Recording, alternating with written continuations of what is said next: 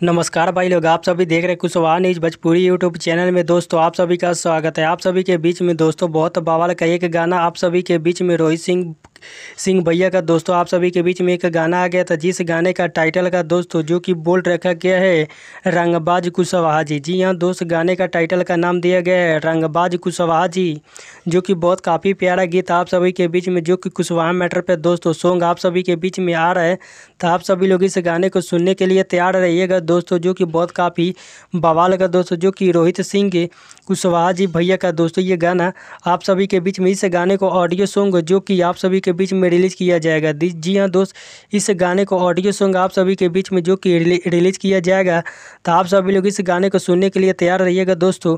इस गाने को आप सभी के बीच में जो कि बहुत जल्द यानी कल इस गाने को जो कि रिलीज़ कर दिया जाएगा आप सभी के बीच में। तो इस गाने को गाए हैं जो कि रोहित सिंह भैया, इस गाने को दोस्तों गाए हैं रंगबाज कुशवाहा जी इस गाने को।